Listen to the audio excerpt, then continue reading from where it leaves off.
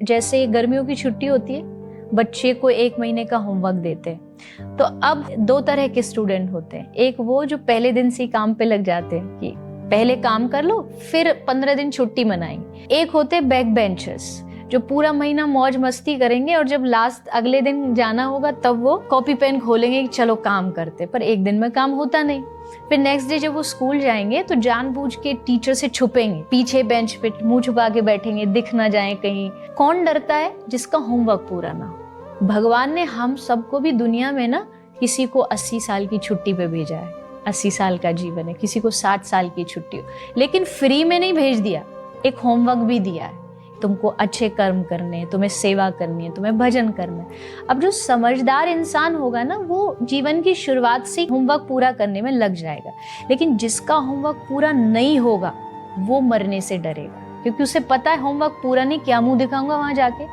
इसलिए हम मृत्यु से डरते हैं और हमने मृत्यु की कभी तैयारी नहीं की। भगवान मेरे जीवन को चला रहे हैं, मेरे जीवन के सारथी वही हैं। अगर अच्छा है तो वो करेंगे, बुरा है तो वो करेंगे, क्योंकि ही इज द कंट्रोल। अगर वो सारी चीजों को कंट्रोल कर रहा है, इट मीन्स वो मेरी लाइफ को भी कंट्रोल कर सकता है। अगर ट्रैक पे नहीं है तो ट्रैक पे ला सकता है, बुरा है तो अच्छा कर सकता है, और अच्छा है तो बुरा भी कर सकता है। अगर वो दे सकता है तो वो छीन भी सकता है, उसके पास इतनी पावर। इस दुनिया में हर एक आदमी टेम्परेरी है, वो जाएगा ही जाएगा, चाहे हमारा कितना भी पास वाला रिश्ता हो, एक ना एक दिन वो छूटे। अपने आप को पहले इस चीज के लिए पहले से प्रिपेयर रखें, और जिसने रखा है वो बहुत आसानी से कोई भी लॉस होता है उसको हैंडल कर पाता है। हम जब सोच ही बैठते हैं ना कि भाई ये छूटेगा ही नहीं, और जब वो अचानक से छूट जाता है तब बहुत बड़ा शौक लगता है।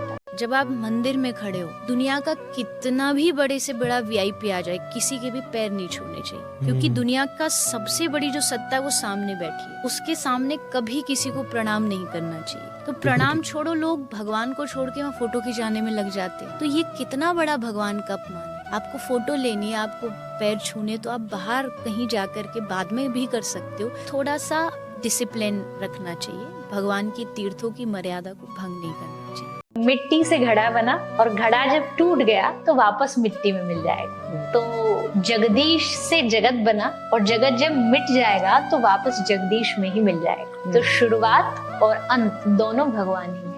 कृष्ण जी कहते हैं कि छोड़ जाने की लाख वजह होने के बाद भी रुकने की एक वजह ढूंढ लेना ही प्रेम है।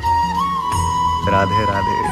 गिरोगे तभी संभल पाओगे, पर उससे सीखना है कि जीवन में अपने पैरों से ज्यादा किसी पे भरोसा नहीं। जीवन की हर ठोकर सिखा के जाती है कि सबसे ज्यादा भरोसा करो तो अपने पैरों में। जैसे कठपुतली का खेल होता है कि सब नाच रहे हैं पर नचाने वाला कोई और होता है। एग्जैक्टली ये सारी दुनिया नाच रही है और नचाने वाले श्री कृष्ण। हमारा ये जो जीवन है ये कोई एक बार मनुष्य बन गए ऐसा नहीं है। हम कितने युगों से ये जो भीतर सोल जो आत्मा है चलती आ रही है, कपड़े बदलती जा रही है। ऐसा नहीं मैं यहाँ बैठी हूँ, आप यहाँ बैठो, हम कभी नरक नहीं गए होंगे। हो सकता है स्वर्ग भी हो, नरक भी गए हो, कहाँ कहाँ भटके हो। भागवत जी में लिखा है एक आत्मा 84 लाख योनियों में भागती, तब जाके उसको एक चांस मिलता है ह्यूमन बॉडी। इट मीन्स कि अब आपके पास चांस है यहाँ से एग्जिट लेने का। ह्यूमन बॉडी मतलब एग्जिट का रास्ता है। अच्छे कर्म करो तो भगवान को पालो, पर उसको भी हम मिस कर देते हैं और गलत चीज, झूठ में, अत्याचार में, उन सब में लगा के इसको भी वेस्ट कर